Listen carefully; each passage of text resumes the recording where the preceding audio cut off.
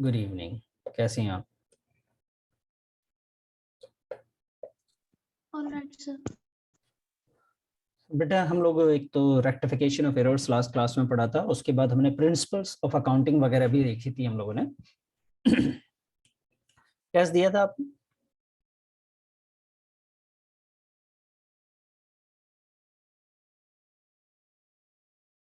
कौन सा सर? ये सिंगल एंट्री का टेस्ट फ्राइडे को। नहीं सर, उसका कोई मैसेज नहीं था मेरे पास। अच्छा, आपके पास मैसेज ही नहीं आया? नहीं।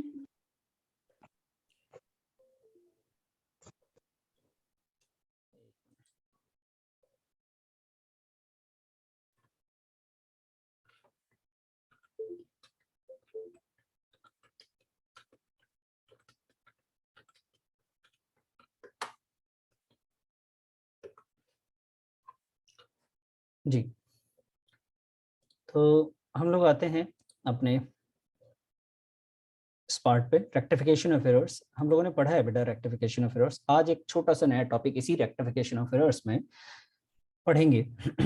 तो इसको थोड़ा सा मैं आपको एक्सप्लेन भी करूंगा, और कुछ उसके बाद हम लोग क्लास के रेक्टिफिकेशन के बाद प्रिंसिपल भी पढ़ेंगे, अकाउंटिंग प्रिंसिपल्स वगैरह भी देखेंगे।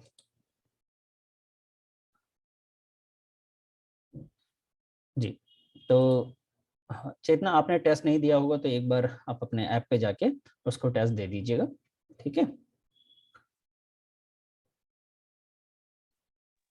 Yes sir.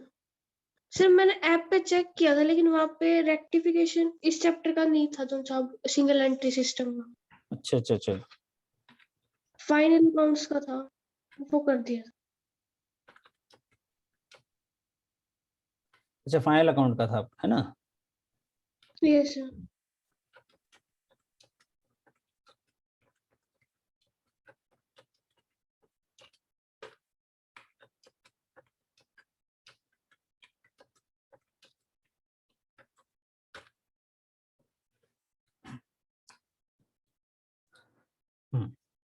तो बेटा से आते हैं हम लोग थोड़ा रेक्टिफिकेशन ऑफ एरर्स के कुछ बातें, थ्योरेटिकल पॉइंट जो है उसको एक बार और देख लेते हैं इसमें।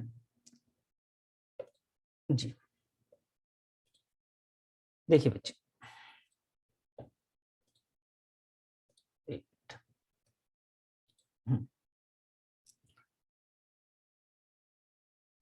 देखिए रेक्टिफिकेशन ऑफ एरर्स की अगर हम लोग बात करें,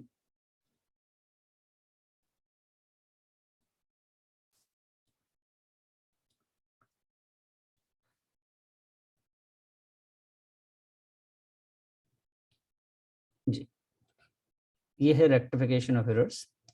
बेटा रेक्टिफिकेशन ऑफ एरर्स की अगर हम बात करें तो सिर्फ हम एरर्स की अगर बात करें तो अभी जो एरर्स है ना, वो दो तरीके के एरर्स होते हैं जो हम लोगों ने पढ़े हैं।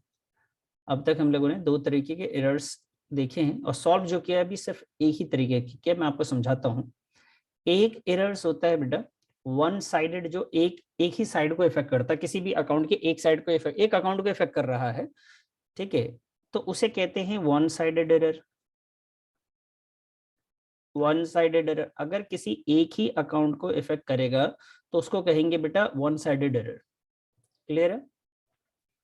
और अगर दो अकाउंट को इफेक्ट करेगा तो उसे बोलते हैं to sided error.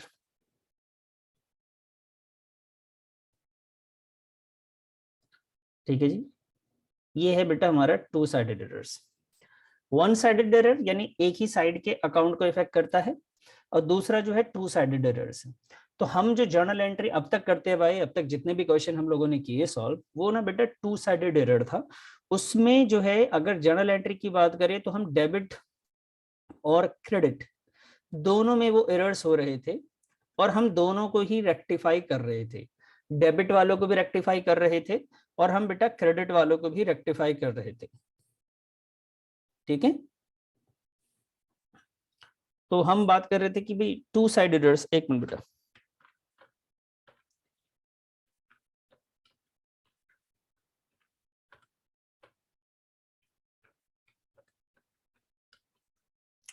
Ji.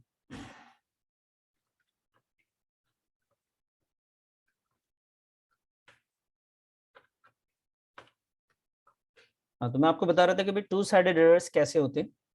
Two sided errors की कहानी ये है कि वो दो साइड जो होता है किसी भी अकाउंट का उसको ना इफेक्ट करता है, एक डेबिट को भी इफेक्ट करेगा और क्रेडिट को भी करेगा। इसके कुछ एग्जांपल्स दिए थे मैंने आपको और करवाए हैं क्वेश्चन, जितने भी करवाए ना अब तक वो टू साइडेड एरर थे। जैसे आप ये मान लीजिए कि भाई हमने सोल्ड किया goods, sold goods to Mukesh rupees 10,000 recorded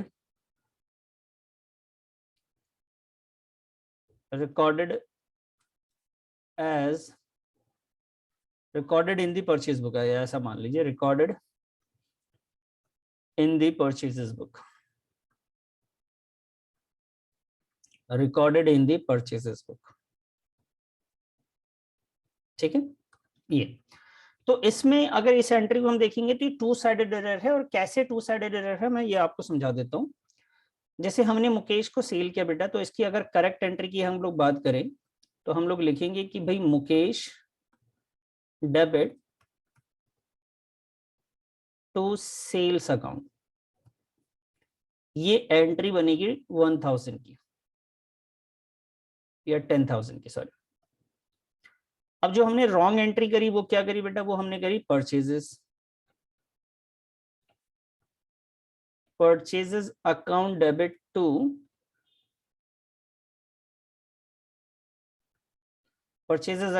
to Mukesh, और वैल्यू कितनी रहेगी बेटा ये 10,000। तो ये देखिए एक करेक्ट है एक रॉन्ग है। अब इसमें आप जब मैं एरर की बात कर रहा हूं तो कहाँ पे दो साइडेड एरर्स का क्या मतलब है, आप यहाँ पे बहुत ध्यान से समझेंगे, कोई सवाल होगा तो पूछ भी लीजिएगा। यहाँ पे देखिए मुकेश जो है हमारा डेबिट सही है, लेकिन ये डेबिट का इसका देखिए आप सही से ध्यान से देखिए, ये डेबिट इसका गलत है बेटा, ये डेबिट इसका डेबिट गलत है ना, ये रॉन्ग है डेबिट। Yes sir. इसमें होना चाहिए मुकेश, तो एक साइड तो ये डेबिट वाली गलत हो गई। उसके बाद आप देखिए सेल क्रेडिट होना चाहिए, तो है क्या मुकेश क्रेडिट, तो ये भी गलत हो गया। यानी दोनों इफेक्ट कर रहे हैं, डेबिट भी और क्रेडिट भी किसी तरीके से इफेक्ट अगर हो रहा है तो एक तो ये है कि भाई ये टू साइडेड एरर की पहचान है। ठीक है, कई बार क्या होता है कि जब हम रेक्टिफाई करते हैं कई बार ऐसा भी हो जाता है कि इसके दूसरे एग्जांपल टू साइडेड एरर के दूं, ये तो एक एग्जांपल हो गया। आइए जी सेकंड एग्जांपल की तरफ चलते हैं, ये आप समझ गए होंगे वैसे तो। अब आइए सेकंड के लिए, सेकंड में टू साइडेड एरर का एग्जांपल है कि भाई हमने सोल्ड किया, सोल्ड गुड्स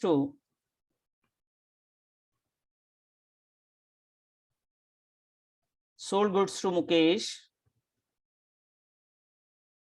रुपीज 10,000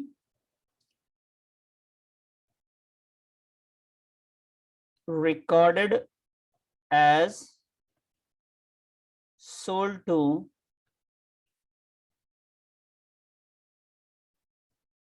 मोहित। हमने इस तरीके से रिकॉर्ड कर दिया कि जैसे हमने मोहित को सेल किया है।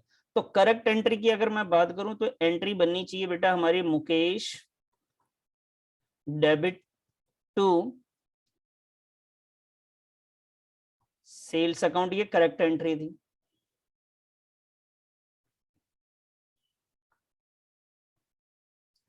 अब आइए जी रॉन्ग एंट्री में, हमने मुकेश की जगह क्या करा,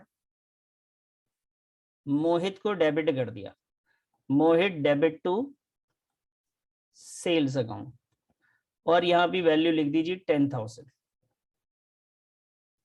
ये भी लिख दिया जी 10,000। ठीक है, तो अब ये दो एंट्रीज मैंने करी। अब इसमें हमें समझना है कि सर ये टू साइडेड एरर कैसे हुआ।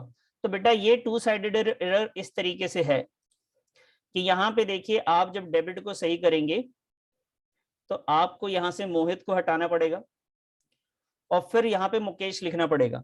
तो आपको इसको रेक्टिफाई करने के टाइम पे देखिए जब रेक्टिफाई करेंगे तो आप क्या करेंगे, आप यहाँ लिखेंगे मुकेश डेबिट और नीचे लिखेंगे बेटा मोहित।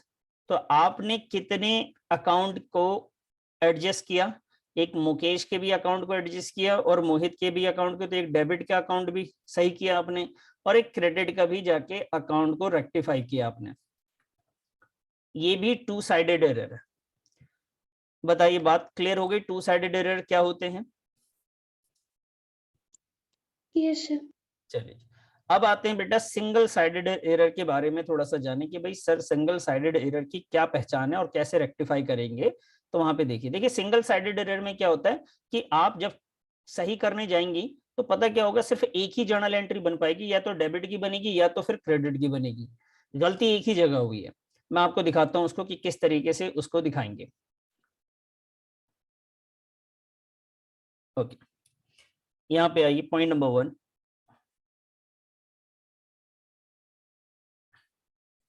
यहाँ लिखा बेटा हमने सोल्ड गुड्स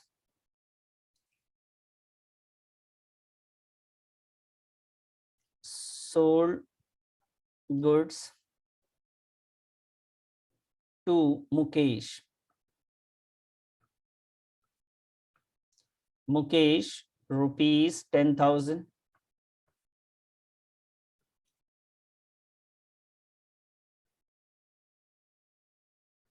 Rupees 10,000.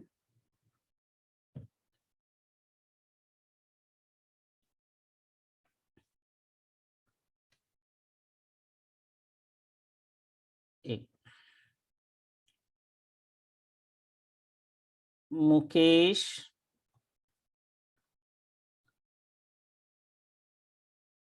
ये मैं ले लेता हूं एक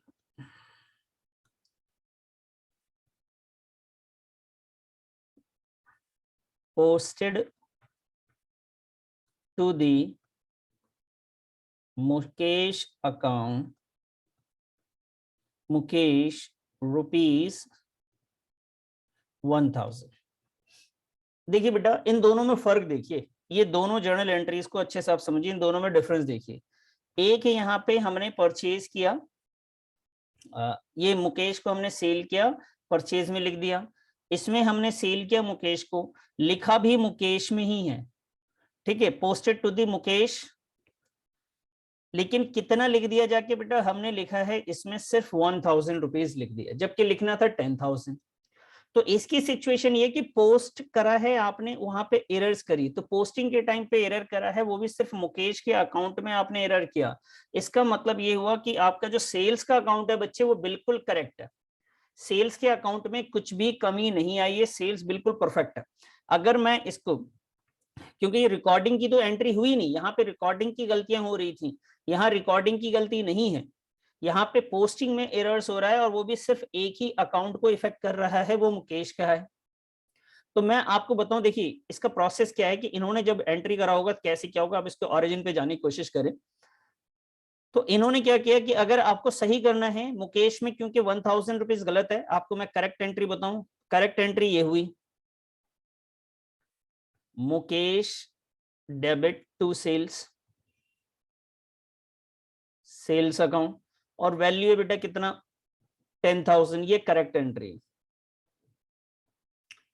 अब आइए इन्होंने क्या करा, जब ये जर्नल एंट्री हो गई तो लेजर अकाउंट बनाया इन्होंने मुकेश का। जब ये मुकेश का लेजर बना रहे थे तो मुकेश के डेबिट साइड में जाकर इनको लिखना चाहिए था टू सेल्स, और ये सेल्स लिखना चाहिए था 10,000, और एक अकाउंट इनको बनाना चाहिए था, किसका बनाना चाहिए था बेटा, सेल्स का अकाउंट। सेल्स के अकाउंट में इनको जाके क्रेडिट साइड लिखने चाहिए था मुकेश, और ये वैल्यू भी लिखनी चाहिए थी 10,000। ये इसका करेक्ट तरीका था। लेकिन इन्होंने कुछ एरर करा, वो क्या करा बेटा, इन्होंने ये एरर किया कि जो मुकेश की वैल्यू 10,000 लिखने की जगह इन्होंने सिर्फ लिख दी है 1,000। तो बेटा ये सेल्स तो बिल्कुल परफेक्ट है, सेल्स में कोई गलती है ही नहीं, आप इसको सुधार भी नहीं सकते, इसको क्या करना, ये तो बिल्कुल करेक्ट है ना। ठीक है, मैं अगर जर्नल एंट्री के फॉर्म में यही बात लिखना चाहूं तो मैं आपसे कहूंगा कि पता है इन्होंने कुछ इस तरीके से कर दिया होगा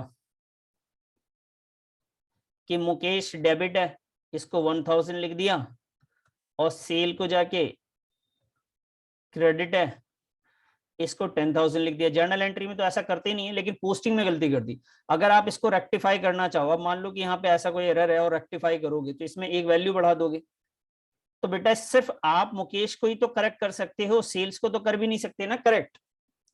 तो इस टाइप के एरर जिससे एक ही अकाउंट पे या सिर्फ डेबिट में या सिर्फ क्रेडिट में ही फर्क पड़ा है, उसके अलावा किसी अकाउंट पे कोई फर्क नहीं पड़ रहा है, उसे हम लोग वन साइडेड एरर कहते हैं। बताइए बेटा, क्लियर है?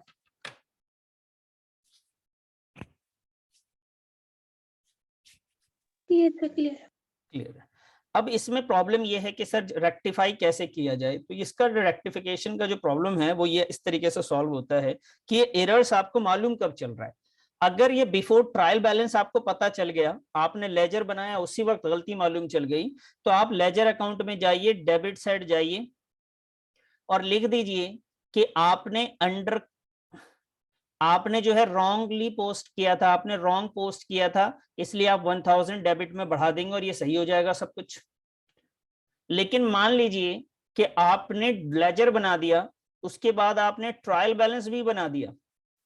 अब ट्रायल बैलेंस बन गया, ट्रायल बैलेंस का डेबिट साइड, ट्रायल बैलेंस का क्रेडिट साइड, दोनों को आपने टोटल करने बैठ गए।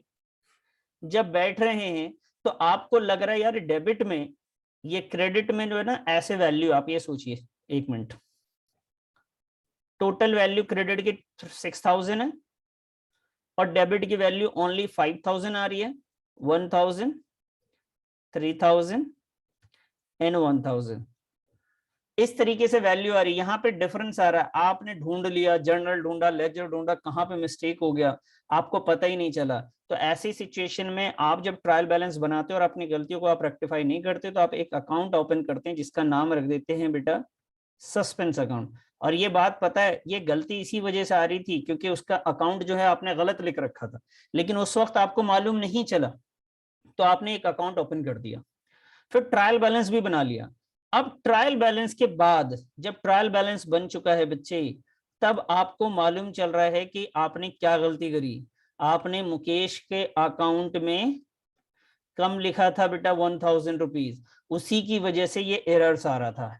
लेकिन सर मैं तो लेजर भी बना चुका, मैं जर्नल बना चुका, जर्नल के बाद बेटा हमने लेजर भी तैयार कर लिया, लेजर के बाद हमने ट्रायल बैलेंस भी बना दिया, बस फाइनल अकाउंट नहीं बनाया था। अब मैं रेक्टिफाई करूंगा तो कैसे करूंगा? अब मैं रेक्टिफाई करूंगा तो क्या करूंगा? तो बेटा हम आपको मशवरा ये देंगे कि आप जब रेक्टिफाई करें तो ये सस्पेंस यहां से हटा दीजिए और इस ये वाला जो अमाउंट है ये मुकेश में जाकर ऐड कर दीजिए। तो अगर बिफोर ट्रायल बैलेंस अगर किसी चीज को रेक्टिफाई कर रहे हैं वन साइडेड एरर्स को, तो आप उसके लिए लेजर में जाके पोस्ट कर देंगे, लेजर में जाके रेक्टिफाई कर देंगे।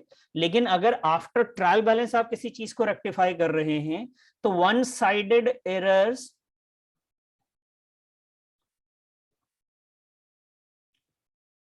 जी, वन साइडेड एरर्स को जब आप रेक्टिफाई करेंगे, समझ रहे, आफ्टर ट्रायल बैलेंस, ध्यान से सुनिएगा, आफ्टर ट्रायल बैलेंस, तब बच्चे आपको सस्पेंस अकाउंट का सहारा लेना पड़ेगा उसको रेक्टिफाई करने के लिए। उसको रेक्टिफाई करने के लिए कौन से अकाउंट का सहारा लेना पड़ेगा बच्चे? आपको सस्पेंस अकाउंट का सहारा लेना पड़ेगा। ये हो गई हमारी बात, समझ में आ गया होगा आपको सारी प्रॉब्लम यहाँ पे। ठीक है बच्चे, चलिए आइए जी, इसके बाद हम स्टार्ट करते हैं। इसके बाद हम लोग स्टार्ट करते हैं, सबसे पहले क्वेश्चन वन साइडेड एरर्स वाले जो क्वेश्चन है उसको लेते हैं। जितना समझ में आ गई बात आपको? Yes sir. ये लीजिए, ये है क्वेश्चन आपके सामने वन साइडेड एरर्स के। ठीक है बच्चे, ये देखिए सबसे फर्स्ट जो लिख रखा है वो लिखा हुआ rectify the following errors assuming that such suspense account has been opened. आप ये मान के चलिए कि इसमें सस्पेंस अकाउंट बन चुका है। सर बन चुका है इसका मतलब वो वन साइडेड एरर रहा होगा और हम एरर्स को रेक्टिफाई कर रहे हैं after preparation of trial balance. ठीक है सर, उसके बाद सबसे पहला पॉइंट है goods costing ₹800 purchase from Sachin on a credit were omitted to be credited to his account. क्या हमने सचिन से सामान खरीदा, हमने उसकी रिकॉर्डिंग कर दी, हमने लिख लिया बेटा, जहां लिखना था हमें उसको हम लोग लिख चुके हैं। क्लियर है, हम लोगों ने लिख तो लिया है, लेकिन हमने उसे अकाउंट में, जो सचिन का अकाउंट था उसमें पोस्ट ही नहीं करा।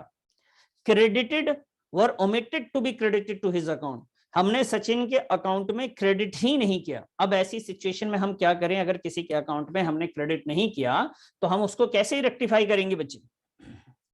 तो ये बात को हमें समझनी है कि हम लोग कैसे, किस तरीके से उसको रेक्टिफाई करेंगे। ठीक है जी, आइए मैं आपको सिखाता हूं कि कैसे करेंगे। तो प्रोसेस तो हम वही फॉलो करेंगे जो हम लोग ऑलरेडी करते हुए आए थे।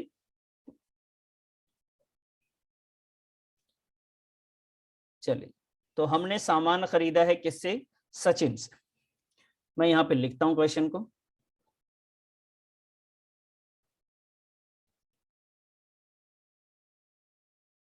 Goods purchased from, goods purchase from Sachin. ठीक है जी, गुड्स हमने परचेज किया, किससे परचेज किया? सचिन से। कैसे परचेज किया? तो बेटा हमने किया है ऑन क्रेडिट, उधार में खरीदा है। Were omitted to be credited, were omitted, omitted to be credited। ठीक है बेटा, वो omitted to be credited to his account, यहां पे आप ध्यान से समझेंगे कि उसके अकाउंट में हमने क्रेडिट नहीं किया, his account। ये भी मैं आपको समझा देता हूं थोड़ा सा, क्योंकि एक ही दो क्वेश्चन में आपको बस समझ में आएगा, फिर सब सही हो जाएगा। तो अगर मैं आपसे इसकी जर्नल एंट्री पूछूं कि बेटा इसकी जर्नल एंट्री क्या होगी, तो आप बोलेंगे सर सामान खरीदा है आपने, तो ऐसा कीजिए परचेजेस अकाउंट को डेबिट कर दीजिए, और जिससे हमने खरीदा उसका नाम था सचिन। उसकी वैल्यू है बेटा, हमने जो सामान खरीदा है वो इसमें मैंने लिखा नहीं, 800 थी, 800 की वैल्यू थी। ठीक है जी, 800 रुपये, तो मैंने यहाँ पे 800 आपको सामने लिख दिया। अगर मैं इससे कहूं कि भाई आप ऐसा करो परचेज का अकाउंट बनाओ, तो आप क्या बनाएंगे? आपने ऐसे बनाया होगा, परचेज के डेबिट साइड जाके आपने क्या लिखा होगा बेटा? आपने लिखा होगा सचिन 800। लेकिन अगर मैं बोलूं भाई सचिन का अकाउंट बनाइए, तो बच्चे सचिन के में क्रेडिट साइड लिखना था, लेकिन आप लिखना ही भूल गए। समझ में आ रही बात? बेटा आपको क्रेडिट साइड जाकर लिखना तो था, लेकिन आपने लिखा ही नहीं, वर ओमिटेड टू बी क्रेडिटेड। इस क्वेश्चन का ये मतलब है। अब बताइए, अगर मुझे रेक्टिफाई करना हो बिफोर ट्रायल बैलेंस, तब तो बहुत सिंपल है, जाके सचिन के अकाउंट में क्रेडिट साइड लिख दूंगा। लेकिन अगर आफ्टर ट्रायल बैलेंस रेक्टिफाई करना है तो अब क्या करूं? तब बेटा हमें एक जर्नल एंट्री पास करनी पड़ेगी। ठीक है, हम जर्नल एंट्री पास करेंगे, तो रेक्टिफाइंग एंट्री मैं आपके सामने लिख रहा हूं।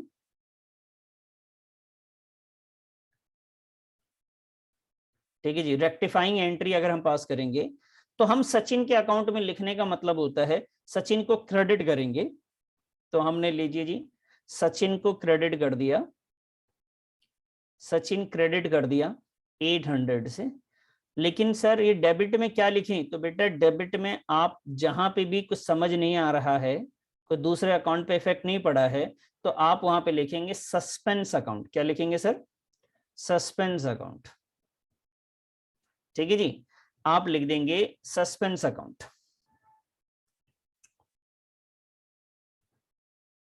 जी, सस्पेंस, सस्पेंस अकाउंट, डेबिट 800। तो आपको ये बात समझ में आ गई चेतना, कि जब भी वन साइडेड एरर होगा, उस वन साइडेड एरर का काम यही है, जब भी वन साइडेड एरर को आप रेक्टिफाई करेंगे, तो आप अगर बिफोर ट्रायल बैलेंस कर रहे हैं तो आप डायरेक्ट लेजर अकाउंट में लिख देंगे जाके। आफ्टर ट्रायल बैलेंस कर रहे हैं तो आपको सस्पेंस अकाउंट का सहारा लेना पड़ेगा, क्योंकि दूसरे किसी भी अकाउंट पे कोई भी फर्क नहीं पड़ा है।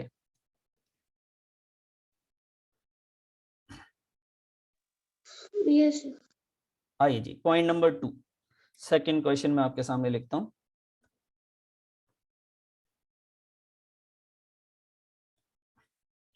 सेकंड क्वेश्चन है बेटा, गुड्स हमने फिर से परचेज किया है क्रेडिट में, ये लीजिए, goods for rupees, goods for rupees 800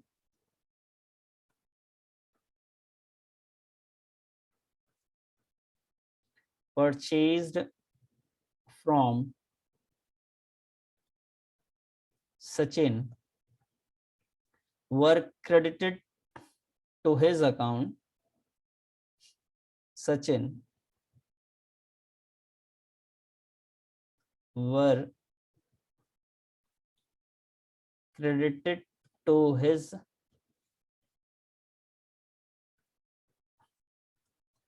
account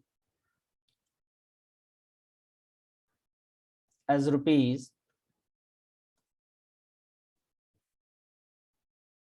80। आपको ये समझ में आया कि भाई इसमें क्या हुआ?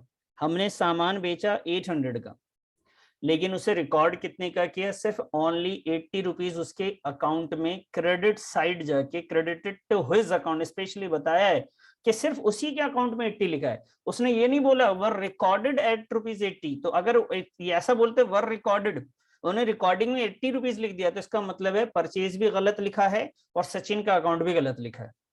उन्होंने बोला कि क्रेडिटेड टू हिज अकाउंट, सिर्फ उसी के अकाउंट में 80 लिखा है जाके, और किसी के अकाउंट में कोई गलती नहीं करी है। तो पहले तो ये बताइए चेतना, क्या इसको क्रेडिट करना था या नहीं करना था? पहले ये बताइए मुझे।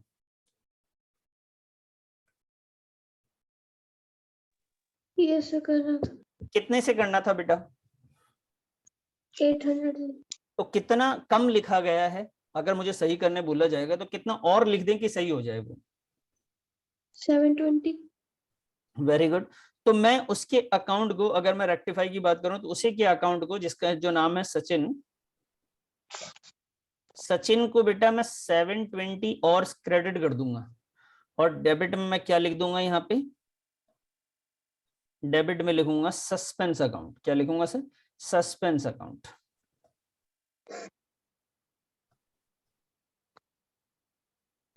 ठीक है जी, ये जर्नल एंट्री हो जाएगी इसकी। जी सर। समझ में आए? नोट कर लीजिए इसे आप। यस सर, हो गया। हो गया।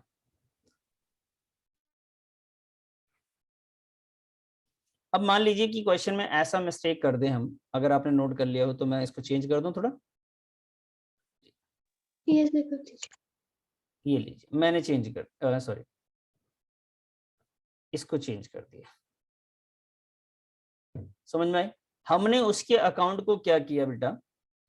उसके अकाउंट में जाके 880 लिख दिया, उसके अकाउंट में क्रेडिट लिख दिया 880। क्या इतना क्रेडिट करना भी था या नहीं करना था?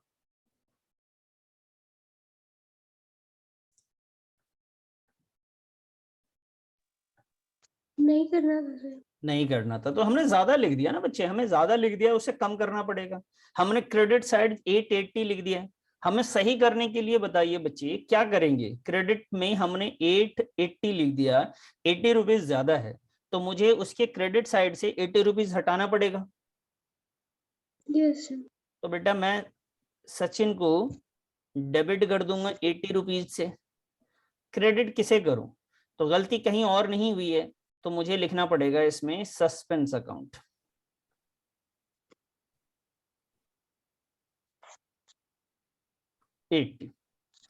ये हो गया question.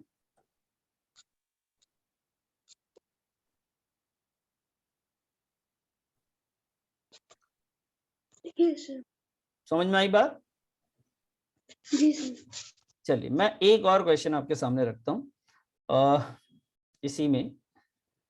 Goods for rupees 800 purchase from Sachin were posted to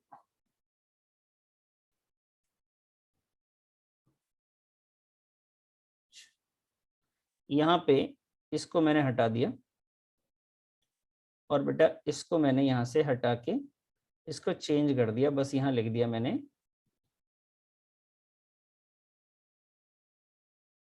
debited. हमने सामान खरीदा 800 का, परचेज किया किससे, सचिन से, और डेबिट कर दिया उसके अकाउंट को। क्या मुझे उसके अकाउंट को डेबिट करना था?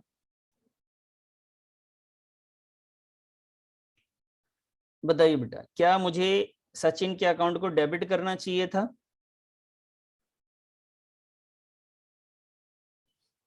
या मुझे क्रेडिट करना चाहिए था?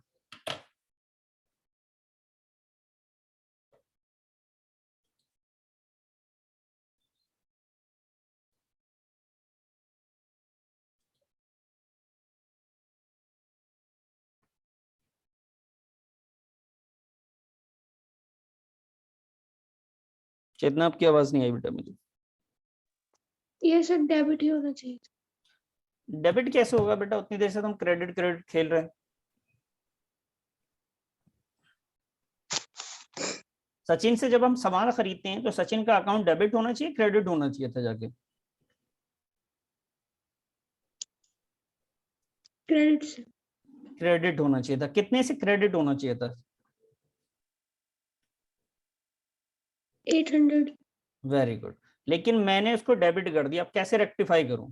मैं सचिन का, अगर मैं वैसे आपको रफ में बताऊं कि हमारी एंट्री होनी चाहिए थी, जर्नल एंट्री होनी चाहिए परचेजेस टू सचिन। इसको नोट मत कीजिएगा, ये है 800 होना चाहिए था।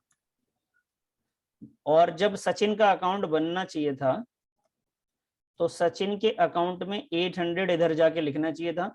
मैंने क्या करा, गलती से इधर तो लिखा ही नहीं, हमने जाके ना बेटा इसकी डेबिट साइड लिख दिया 800। अब तो सचिन का अकाउंट का बैलेंस ही गलत आ जाएगा। इसको सही करने का क्या तरीका है? इसको सही करने का तरीका ये है कि सर इसको हटा दीजिए और उसके बाद जाके 800 इधर लिखिए, या सिर्फ मैं 800 क्रेडिट साइड लिख दूं, खुद ब खुद सही हो जाएगा? ये डेबिट साइड वाला हटाना भी पड़ेगा। तो बच्चे डेबिट साइड का हमें ना यहाँ से हटाना पड़ेगा। इसे हटाने के लिए क्रेडिट और में लिखना पड़ेगा 800 और। ठीक है जी, टोटल 1600 रुपए हमें क्रेडिट करने पड़ेंगे, क्योंकि पहले तो इस गलती को सुधारेंगे हम, जो हमने कर दिया इसको उठा के हमें लाना पड़ेगा क्रेडिट साइड, और फिर सही वाला 800 यहाँ लिखना पड़ेगा। कहने का मतलब यह है कि आपको 800 रुपए उसमें प्लस करने थे किसी में, आपने जाके 800 माइनस कर दिया। अगर वापस 800 प्लस कर दोगे तो 0 हो जाएगा। तो -800 में आपको 2 बार 800 प्लस करना पड़ेगा, एक तो जो एरर हुआ था उसके लिए और एक जो सही है उसके चक्कर में, तब 800 आंसर आएगा। क्लियर है?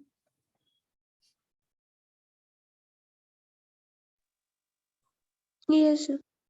तो यही चीज हमने यहाँ पे देखी। अब इसके बाद बढ़ते हैं आगे हम जरा, कि सर इसको रेक्टिफाई अगर करना है तो आप क्या कहना चाह रहे हैं? बेटा मैं कहना चाह रहा हूं कि उसको आप क्रेडिट तो करोगे, रेक्टिफाई करने के लिए सचिन को आप क्रेडिट ही करोगे, लेकिन 800 तो एरर वाला और 800 सही वाला, टोटल मिला के उसको आप 1600 लिखोगे, और 1600 ही हमें सस्पेंस अकाउंट भी दिखाना पड़ेगा डेबिट में। बोलिए।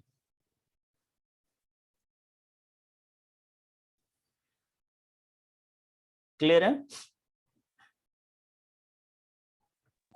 सर अभी आप क्या बोल रहे थे एक्चुअली, यहाँ पे आवाज कट गई थी। ओके, और बोल दीजिए। मैंने ये 800 ये 1600 लिख रहा हूँ। चेतना आप ये बताइए, इस 1600 से सेटिस्फाई हैं या कुछ और आपको लग रहा है यहाँ पे कुछ और होना चाहिए?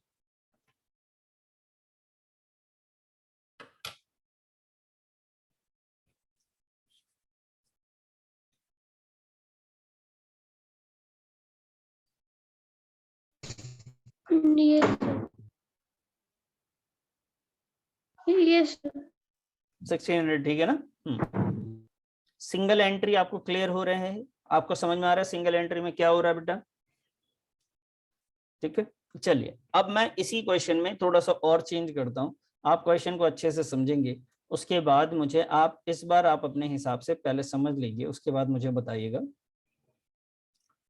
और जहां एरर हो उसको भी बता देते हैं। देखिए इस बार क्या किया आपने, 800 परचेज डेबिट ही किया टू हिज अकाउंट एज ₹80। आपने डेबिट में भी लिखा, लेकिन लिखा सिर्फ 80 रुपीज।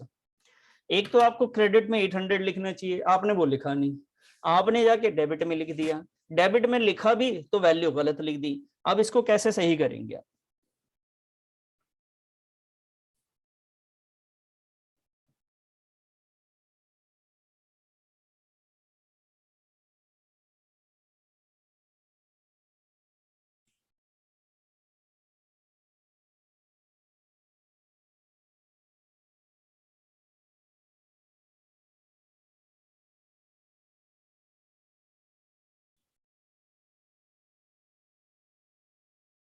आवाज आ रही है बच्चे?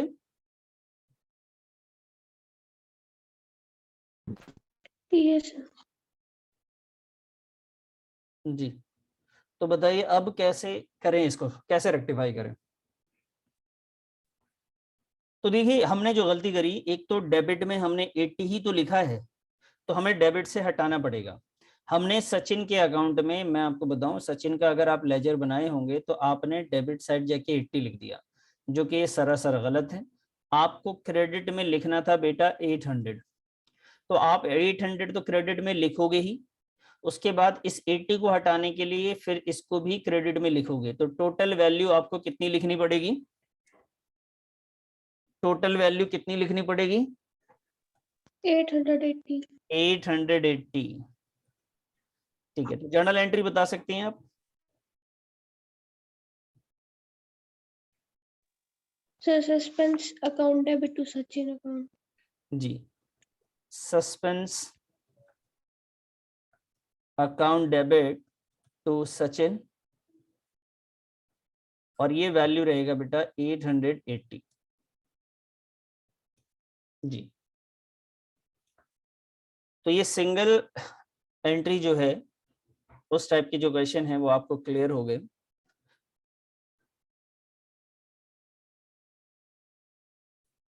चलिए बेटा,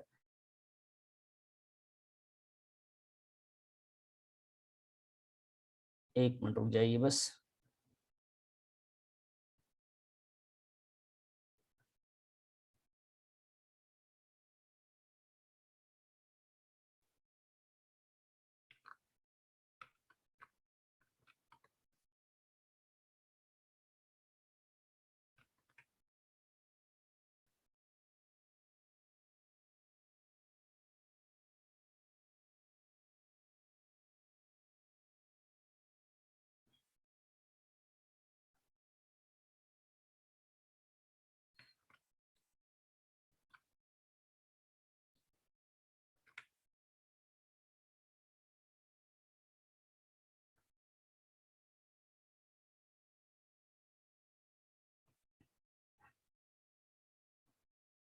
जी बेटा, ये दिख रहा है आपको चेतना? सर हम लोगों ने फंडामेंटल अकाउंटिंग एजम्पशंस पढ़े थे। फंडामेंटल अकाउंटिंग एजम्पशन में 3 अकाउंटिंग एजम्पशन पढ़ा। एक था going concern assumption, consistency assumption और एक्रूअल एजम्पशन। तो जो गोइंग कंसर्न था उनका ये कहना था कि बिजनेस जो है वो कंटिन्यूस चलता जाएगा। जब भी आप अकाउंटिंग करें तो ये सोच के करें कि बिजनेस जो है वो कंटिन्यूस प्रोसेस है, वो चलता ही रहेगा। उसके बाद था कंसिस्टेंसी एजम्पशन का ये कहना था कि जो बिजनेस है, जो बिजनेस में या अकाउंटिंग में जो भी आप प्रैक्टिसेस, जो भी अकाउंटिंग प्रिंसिपल्स आप एक बार फॉलो करते हैं उसको कंटिन्यू करते रहें। जैसे स्ट्रेट लाइन अगर आपने 1 साल फॉलो किया है तो उसको नेक्स्ट ईयर भी करते जाएं। एक्रूअल एजम्पशन का कहना था कि जो भी ट्रांजैक्शन आप रिकॉर्ड करेंगे वो एक्रूअल बेसिस पे करेंगे। अगर कोई ट्रांजैक्शन हो चुका है, चाहे वो कैश मिले या ना मिले, आपको उसी वक्त लिख देना है। ठीक है, ये 3 अजम्पशंस हमने पढ़े। अकाउंटिंग करते वक्त इन तीनों अजम्पशन को हमें फॉलो करना पड़ता है। उसके बाद हम लोगों ने पढ़ा था कुछ प्रिंसिपल्स थे, जिसमें से हमने कुछ प्रिंसिपल्स को हम लोगों ने अच्छे से पढ़ लिया था। मैं आपको बताऊं, जैसे बिजनेस एंटिटी प्रिंसिपल पढ़ लिया था, मनी मेजरमेंट प्रिंसिपल पढ़ा है, अकाउंटिंग पीरियड प्रिंसिपल पढ़ा है। Money measurement sorry business entity principle का कहना था कि बिजनेस और एंटिटी दोनों को दोनों सेपरेट हैं, आप दोनों को अलग ट्रीट करेंगे। बिजनेसमैन अगर कोई पैसा देता है तो कंपनी के लिए एक तरीके से लायबिलिटी है, और वो अगर कुछ लेके जाता है तो उसकी लायबिलिटी को हमें कम करना है। मनी मेजरमेंट प्रिंसिपल का कहना था कि जो मनी में ट्रांजैक्शंस होंगे, जिसको आप मनी में मेजर कर सकते हैं, सिर्फ उसी चीजों को आप रिकॉर्ड कर सकते हैं। अकाउंटिंग पीरियड प्रिंसिपल ने ये कहा था कि जितने भी आपने लाइफ, आपने ड्यूरेशन है जो भी आपकी अकाउंटिंग की, आपने मान लीजिए बिजनेस को सोच रखा है तो बिजनेस तो सालों साल चलेगा, तो आप उस बिजनेस को टुकड़ों में तोड़ दीजिए जिससे आप अपने डाटा को कलेक्ट करके प्रॉफिट लॉस निकाल सकें, कंपेयर कर सकें और बिजनेस को बेहतर तरीके से चला सकें, ये अकाउंटिंग पीरियड प्रिंसिपल ने कहा। अब आते हैं बेटा आगे, यहां तक हम लोगों ने कर लिया था। अब हमारे पास full disclosure principle. Full disclosure principle कहता है कि अकाउंट्स में ना कोई भी चीज ना हिडन तरीके से ना रखें जिसकी वजह से डिसीजन लेने में ना प्रॉब्लम हो लोगों को। सर क्या हिडन? जैसे बेटा जैसे मान लीजिए कि मैंने ना रेंट दिया, सैलरी दी और उसके बाद एडवर्टीजमेंट के खर्चे किए, डेप्रिसिएशन, इन सारे एक्सपेंसेस को ऐड कर दिया और उसके बाद मैं जर्नल एंट्री करता हूँ, फिर ट्रायल बैलेंस, फिर प्रॉफिट एंड लॉस। तो जो मेरा मैनेजमेंट है, जो बंदे डिसीजन लेने वाले हैं, उनको ये पता ही नहीं चल रहा कि रेंट कितना है, उनको ये पता ही नहीं चल रहा सैलरी कितनी है, उनको ये नहीं पता कि एडवर्टीजमेंट पे खर्चे कितने किए हैं। तो उसमें क्या हुआ कि आपने फुल्ली डिस्क्लोज नहीं किया अपने ट्रांजैक्शंस को, आपने कोई गड़बड़ नहीं करी है, लेकिन उसकी वजह से डिसीजन लेने में प्रॉब्लम हो रही है। इसलिए कहा गया कि आप इस तरीके से उसको रिकॉर्ड करें कि आपकी जो ट्रांजैक्शन है वो अंडरस्टैंडेबल हो, कंपैरिजन कर सके अपने फाइनेंशियल स्टेटमेंट्स को और लोग उससे डिसीजन मेकिंग में यूज कर सकें। तो ये फुल डिस्क्लोजर प्रिंसिपल था। फिर आते हैं जी मटेरियलिटी प्रिंसिपल ने कहा कि देखिए जब आप फुल डिस्क्लोज करने लगे तो इस बात का ख्याल आपको रखना है कि जिस ट्रांजैक्शन को आप फुल्ली डिस्क्लोज कर रहे हैं वो मटेरियल प्रिंसिपल के हिसाब से होने चाहिए। मतलब उन चीजों को जो बहुत छोटे छोटे, बहुत माइनर खर्चे हैं, जैसे मान लेते हैं कि एक बड़ी सी कंपनी है, उसमें एक रिक्शा का खर्चा बहुत कम होता है लेकिन हुआ है 50-60 रुपए। अब किसी अकाउंटेंट ने रिक्शे को एक्सपेंस का अलग अकाउंट बना दिया, कैलकुलेटर का अलग अकाउंट बना दिया। अब मान लेते हैं उन्होंने ये कह रहा कि जेरोक्स हुआ है और मुश्किल से 2000-3000 का हुआ, करोड़ों की कंपनी है, उसका भी एक अलग अकाउंट बना रखा है। तो ये छोटे मोटे ऐसे खर्चे हैं जो कि बहुत मटेरियल नहीं होते, डिसीजन मेकिंग में बहुत ज्यादा अहमियत नहीं रखते हैं, उन अकाउंट्स को आप उसके हिसाब से रिकॉर्ड करें। आप सन्ड्री एक्सपेंसेस, मिसलेनियस एक्सपेंसेस का काम कर सकते हैं। फुल्ली डिस्क्लोज का मतलब नहीं कि हर ट्रांजेक्शन को ही बिल्कुल अलग अलग अकाउंट बना देंगे आप।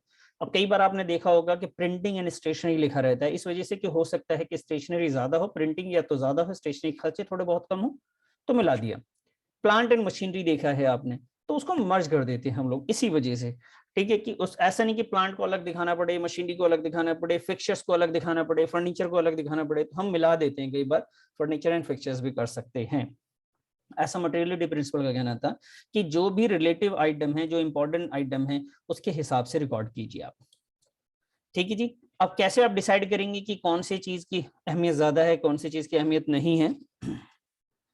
तो उसमें आपको ये ध्यान रखना है कि कोई भी ट्रांजैक्शंस आपको लिखेंगे तो इसी बात के हिसाब से लिखेंगे कि उन ट्रांजैक्शंस का आप, अगर मैंने छोटे छोटे ट्रांजैक्शंस रिकॉर्ड कर दिए तो ये तो बहुत बड़ी मुसीबत हो जाएगी, फाइनेंशियल स्टेटमेंट इतना लंबा हो जाएगा कि लोग उसमें क्या डिसीजन निकाल पाएंगे। अब मान लीजिए आपके मार्क्स स्कूल वाले देते हैं, उन्होंने क्या करा, पर क्वेश्चन मार्कशीट निकालनी स्टार्ट कर दी। तो ये तो कौन देखना चाहता है पर क्वेश्चन मार्कशीट? समझ रहे मेरी बात को आप? Yes sir. तो वो जो है ना बेटा, फुल्ली डिस्क्लोजर का मतलब ये नहीं है कि भाई हर क्वेश्चन के आंसर सामने लिख दे। भाई आप टोटल मैथ्स पे लिख दीजिए ना। आप ऐसा भी मत दिखाइए कि बस बच्चा पास है और हमें पता ही नहीं चल रहा कि क्या है। तो फुल डिस्क्लोजर प्रिंसिपल का मतलब है कि आप कम से कम चैप्टर वाइज तो मार्क्स दीजिए, चैप्टर वाइज नहीं, सॉरी, सब्जेक्ट वाइज दीजिए। मटेरियलिटी का मतलब है कि आप देखिए ऐसा काम कीजिए कि जो मटेरियल है, मतलब चैप्टर आपने क्या कहते हैं सब्जेक्ट वाइज लिख दिया, लेकिन आपको इतना बुरा नहीं लगना चाहिए कि भाई इतना एक्सप्लेन करके दीजिए कि सबको डिसीजन लेने में आसानी हो, आपने एक एक क्वेश्चन देने स्टार्ट कर दिए, तो इतना भी नहीं होना चाहिए। ये दोनों एक दूसरे को मतलब सपोर्ट करते हैं। फुल डिस्क्लोजर, आप सारे ट्रांजेक्शन्स को रिकॉर्ड कीजिए और अच्छे से दिखाइए।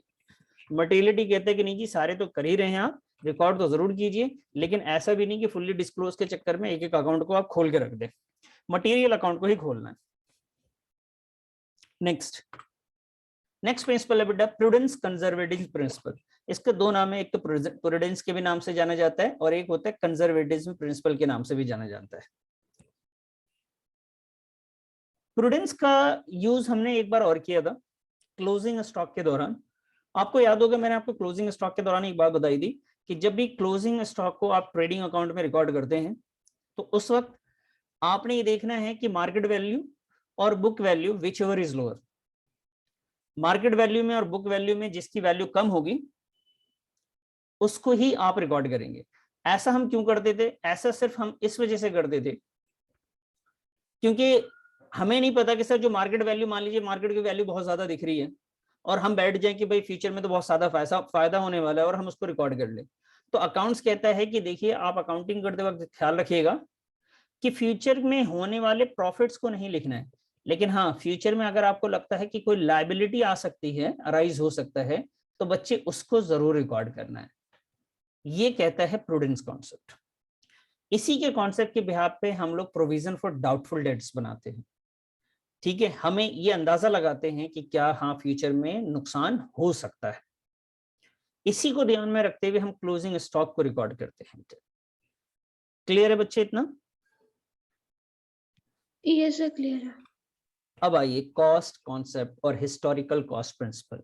कॉस्ट कॉन्सेप्ट कहता है कि देखिए अकाउंट्स में जब आप किसी एसेट्स को आप परचेज करते हैं, ठीक है, ये एसेट से रिलेटेड है, किसी एसेट्स को जब आप परचेज करते हैं और अपने बुक्स में लिखते हैं, तो हो सकता है कि मार्केट में उसकी वैल्यू बढ़ रही है, ऐसा भी हो सकता है कि मार्केट में उसकी वैल्यू कम हो रही हो। तो आपको मार्केट की वैल्यू पे नहीं जाना है, आपको उस वैल्यू पे जाना है जो वैल्यू आपको खरीदते वक्त आई थी। ज्यादा से ज्यादा आप क्या करेंगे, उसमें से डेप्रिसिएशन माइनस करेंगे। बिल्डिंग आपने खरीदी 10 लाख की, आप हर साल उसमें से डेप्रिसिएशन माइनस कर रहे हैं, जबकि एक्चुअली में बिल्डिंग की वैल्यू हो सकती है बढ़ गई हो। तो इनका कॉस्ट कॉन्सेप्ट कहना है कि आप पुरानी हिस्टोरिकल कॉस्ट जो है, जिस वैल्यू पे आपने खरीदा था उसी में बुक्स में दिखना चाहिए, उससे नीचे हो सकता है बढ़ता हुआ नहीं दिखे। समझ रहे मेरी बात को आप बेटा? ऐसा हिस्टोरिकल कॉस्ट कहता है। कभी भी हम मार्केट वैल्यू की तरफ नहीं जाते हैं। तो यहाँ पे लिखा हुआ according to this cost concept assets is recorded in the books of account at price paid. जितना आपने उसे खरीदने में खर्च किया है, पेमेंट करी है, उसी पे आप दिखाएंगे इसे। आप ज्यादा ज्यादा ये कर सकते हैं कि कॉस्ट में से आप हर साल डेप्रिसिएशंस को माइनस कर सकते हैं बस, वरना हमेशा कॉस्ट वैल्यू या हिस्टोरिकल कॉस्ट पे ही आपके एसेट्स दिखने चाहिए अकाउंटिंग करते वक्त। और हम भी यही करते हैं, हम कोर्स से हर 2 महीने के बाद उसके चेक करते हैं कि भैया कितने का है वो, अब कितनी की वैल्यू हो गई है। समझ में आई बात? Yes sir. ओके जी। तो इसमें the market value of an assets में चेंज, मार्केट वैल्यू एसेट्स का चेंज हो सकता है वक्त के गुजरने के साथ साथ, लेकिन अकाउंटिंग के लिए हमें क्या करना है, हमें उसको बुक वैल्यू पे ही दिखानी है बेटा। नेक्स्ट, मैचिंग कॉन्सेप्ट और मैचिंग प्रिंसिपल। अच्छा, आपको याद है प्रॉफिट एंड लॉस के दौरान हमने बात करी कि प्रॉफिट एंड लॉस अकाउंट बनाते वक्त हमारा ये दिमाग में रहता है कि अगर मुझे इनकम या प्रॉफिट या लॉस निकालना है तो मुझे इनकम पूरे 12 महीने के लिखने पड़ेंगे और एक्सपेंसेस को भी 12 महीने का लिखना पड़ेगा। क्या ऐसा पॉसिबल है कि हम इनकम को यानी रेवेन्यू को, सेल्स को हम 15 महीने का लिखें और एक्सपेंसेस को 8 महीने का लिखें और प्रॉफिट लॉस निकालें? क्या ऐसे प्रॉफिट सही आएगा क्या? No sir. तो ये मैचिंग कॉन्सेप्ट प्रिंसिपल ने कहा था कि जितने महीने के आप एक्सपेंसेस लिख रहे हैं, उतने महीने के ही आप अपने रेवेन्यू को भी लिखिएगा, या महीने का ना कहें तो जितना एक्सपेंसेस उस रेवेन्यू के लिए हुआ है, ठीक है, उससे उतना ही लिखना है। जैसे एग्जांपल के तौर पे मैंने 12 महीने की किसी को सैलरी दी और उसने काम करके दिया मुझे, लेकिन किसी को सैलरी मैंने 18 महीने की दी और उसने अभी इनकम मुझे सिर्फ 12 महीने का ही देख रहा हूं, तो मुझे एक्सपेंसेस में भी सैलरी को भी 1 साल का ही करना पड़ेगा। तो मैचिंग प्रिंसिपल ने कहा कि एक्सपेंसेस जो है आपके जिस साल के हैं उसी साल का आपका रेवेन्यू भी होना चाहिए। ऐसा नहीं कि आपका रेवेन्यू 18 महीने का है और एक्सपेंसेस 12 महीने के दिख रहे हैं, ऐसा पॉसिबल नहीं है। ऐसा करेंगे तो आपका करेक्ट प्रॉफिट लॉस नहीं आएगा।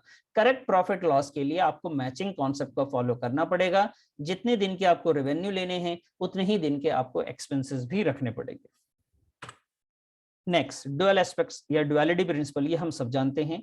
आपको पता है ना कि हर एक ट्रांजैक्शंस कितना इफेक्ट रखता है, कम से कम 2 इफेक्ट तो होता ही होता है। तो हर एक ट्रांजैक्शंस के 2 एस्पेक्ट्स होते हैं। एक एस्पेक्ट्स को हम लोग डेबिट कहते हैं, दूसरे एस्पेक्ट जो होते हैं उसे हम क्रेडिट कहते हैं विद इक्वल अमाउंट। ठीक है, तो डुअल एस्पेक्ट कॉन्सेप्ट कहता है कि जब भी आप अकाउंटिंग करें तो ये सोचिए करें कि हर एक ट्रांजैक्शंस के 2 इफेक्ट है, वो दोनों इफेक्ट को ही रिकॉर्ड करना है। ठीक है जी, डेबिट एक से ज्यादा हो सकता है, क्रेडिट एक से ज्यादा हो सकता है, लेकिन जितना डेबिट का अमाउंट होगा उतने ही क्रेडिट का अमाउंट रिकॉर्ड होगा बेटा। Clear? Yes. Next, revenue recognition. Principle concept, ये बिल्कुल वैसी ही एक्रूअल की जैसा है वहां पे, लेकिन एक्रूअल में क्या हुआ था, इनकम एक्सपेंसेस को लेके दोनों की बात कही गई थी। रेवेन्यू रिकॉग्निशन ने कहा कि रेवेन्यू आपको उसी वक्त रिकॉर्ड कर लेना चाहिए, सिर्फ रेवेन्यू के बारे में बात कर रहे हैं वैसे तो ये, कि रेवेन्यू आपको उसी वक्त रिकॉर्ड कर लेना चाहिए जिस वक्त रेवेन्यू हो जाए। आपको उस वक्त का इंतजार नहीं करना चाहिए कि पैसा मिलेगा। जैसे आपने सेल किया, आज नवंबर में सेल किया और दिसंबर तक पैसे नहीं आए, तो ऐसा नहीं कि मैंने लिखूं नहीं, मैं बेटा नवंबर को सेल कर रहा हूँ, नवंबर में ही लिख दूंगा।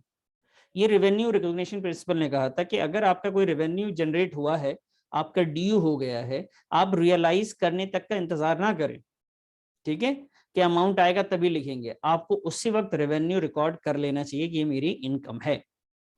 और ऐसे ही करते हैं हम लोग, तो यही कर रहे हैं ना, क्रेडिट सेल को तो हम लोग लिख लेते हैं हमेशा से।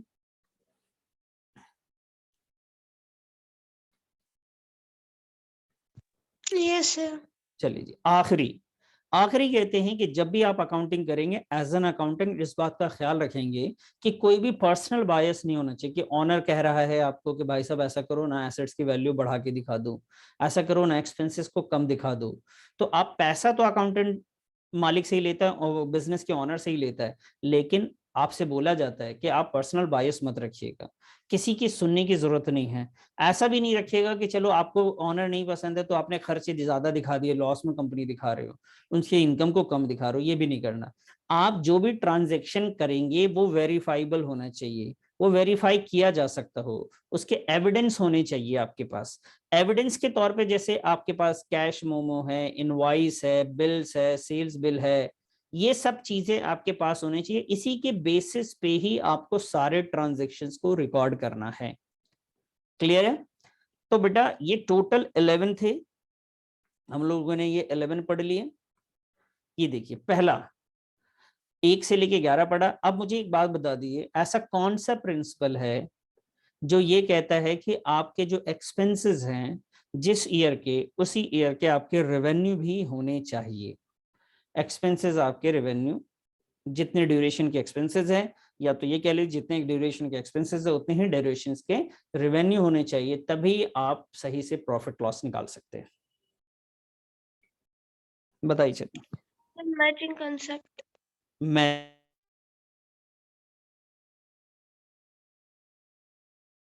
एसेट्स को आप खरीदेंगे उसी वैल्यू पे लिखना है, चाहे मार्केट में वैल्यू उसके लिए चेंज हो रहा हो, फ्लक्चुएट हो रहा हो। बताइए, सुना आपने? क्या सर? मैंने आपसे पूछा कि ऐसा कौन सा प्रिंसिपल है बच्चे जिसने ये कहा कि आपको एसेट जो है उसी वैल्यू पे लिखना है जिस वैल्यू पे आप परचेज करेंगे। आप मार्केट में चेंज हो रहा है, उसका वैल्यू फ्लक्चुएट हो रहा है, उसको आप इग्नोर कर देंगे। Sir cost concept. Cost concept. ऐसा कौन सा कॉन्सेप्ट है जो ये कहता है कि फ्यूचर में होने वाले लॉसेस को आप लिख सकते हैं लेकिन फ्यूचर में होने वाले प्रॉफिट को आप नहीं रिकॉर्ड कर सकते?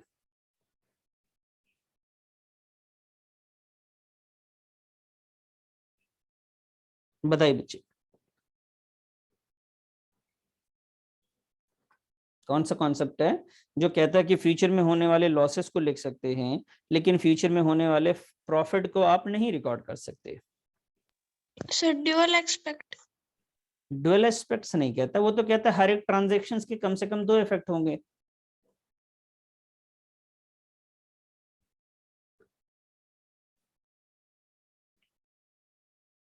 बोलिए बेटा, प्रूडेंस प्रिंसिपल कहता है कि फ्यूचर में होने वाले नुकसान को आप लिख सकते हैं लेकिन फ्यूचर में होने वाले फायदे को आप रिकॉर्ड नहीं कर सकते। क्लियर है? Yes sir. चलिए जी बच्चे, आज के लिए बस इतना ही। नेक्स्ट क्लास में एक नए चैप्टर के साथ फिर से स्टार्ट करेंगे। आप प्लीज इस चैप्टर को रिवाइज कर लीजिए, कॉन्सेप्ट्स को, प्रिंसिपल्स को, ठीक है, और टेस्ट आप देख लीजिएगा एक बार।